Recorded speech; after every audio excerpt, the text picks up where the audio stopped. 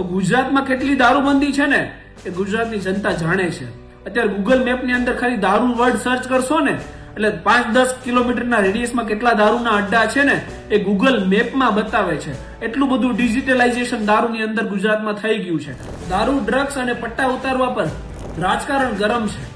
ત્યારે director general of police DGP એક રાજ્ય સેવકનું મેં ગઈકાલે એક સ્ટેટમેન્ટ સાંભળ્યું કે મારા ડિપાર્ટમેન્ટના લોકો કઈ ભૂલ કરે ત્યારે ડિપાર્ટમેન્ટ બહારના લોકો મારા અધિકારીઓને કઈ કહી જાય તો you are the leader of the force. પણ ડિપાર્ટમેન્ટના બહારના કોઈ વ્યક્તિ મારા અધિકારીના કર્મચારીને કોઈ કહી જાય, તમારા અધિકારીના કર્મચારીને કહી જાય તો એ અહીંયા સાલું એ નથી સમજાતું કે ગુજરાત પોલીસ એ કોઈ કરિયાવરમાં લઈને આવી છે. ગુજરાત પોલીસ એ કોઈના બાપ દાદાની પેઢી છે, કોઈ ખાનગી સંસ્થા છે. ગુજરાત પોલીસનો પગાર એ જનતાના ટેક્સના પૈસામાંથી થાય છે કે કોઈ શેઠેનો પગાર કરે છે. ગુજરાત પોલીસનું કામ એ જાહેર જનતાની સુખાકારી, સલામતી અને શાંતિ માટે કાર્ય કરવાનું છે. પરંતુ અત્યારે રાજ્ય સેવકોને રાજકારણી બનવાનો ચસ્કો લાગ્યો છે.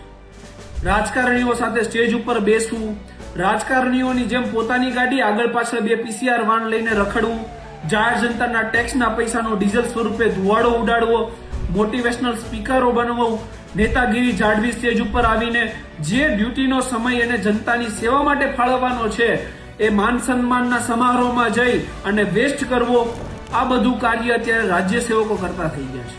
રાજ્ય સેવકો જેમનું કામ કાયદાને અનુસાર ચાલવાનું છે. આ ગુજરાત રાજ્યની અંદર દારૂબંધી માટે પ્રોહિબિશનનો કાયદો છે, ડ્રગ્સ બંધી માટે NDPS નો કાયદો છે. તો એ કાયદા મુજબ ચાલવું નથી.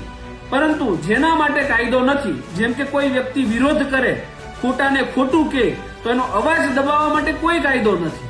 તો એવા સંજોગોમાં પોતાની એકતા બતાવશે, બેઈમાનો બધા ભેગા થઈને એક રેલીઓ કાઢશે, ખોટાને ખોટું સાબિત કરવાને બદલે સાચું સાબિત કરવા માટેના પ્રયત્નો અપાર કરશે. પરંતુ કાયદા મુજબ ચાલશે નહીં. હું તો કહું છું કે તમારથી જો વિરોધ સહન ના થતો હોય તો કોન્સ્ટિટ્યુશનલ અમેન્ડમેન્ટ લાવો, બંધારણીય સુધારા લાવો કે જો કોઈ પણ વ્યક્તિ સરકાર કે રાજ્ય સેવકોની વિરોધ કરે તો એને ફાંસીની સજાની જોગવાઈ.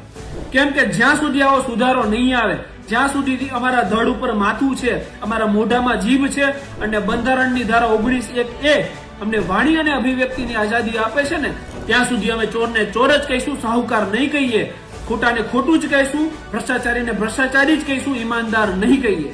કારણ કે અમને ખોટાને સાચું કહી અને ચાટવાની ટેવ નથી. હું અહીંયા 100% એક વાત કહીશ કે કોઈ પણ રાજ્યના નાયબ મુખ્યમંત્રીને તૂતા કહીને બોલાવવા એ કોઈ પણ સંજોગોમાં યોગ્ય ના કહેવાય. પરંતુ એ કહેવા બદલ રાજ્ય સેવકોને એટલો છૂટો દોર આપવો એ સંપૂર્ણપણે અયોગ્ય છે. મારે નાયબ મુખ્યમંત્રીને એક વિનંતી છે કે તમે તમારું પાસ્ટને યાદ કરો. તમે ગૃહમંત્રી બન્યા, મહેસૂલ મંત્રી બન્યા અને આજ નાયબ મુખ્યમંત્રી છો. તમે રાજ્ય સેવકોને પટ્ટા ઉતારવાની ધમકી આપીને ખખડાવ્યા છે.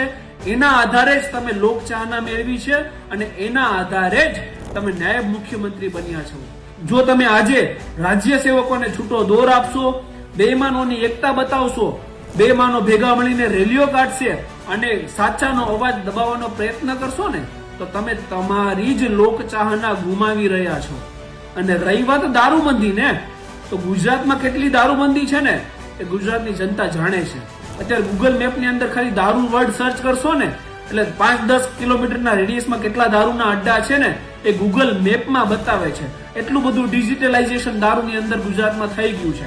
તો સચ્ચાઈને સ્વીકારો, એના ઉપર કામ કરો, કોઈનો અવાજ દબાવવા માટે કામ ના કરો. રાજ્ય સેવકોને એટલો છૂટો દોર ના આપો, એ તમારા જ જનપ્રતિનિધિઓને નડશે.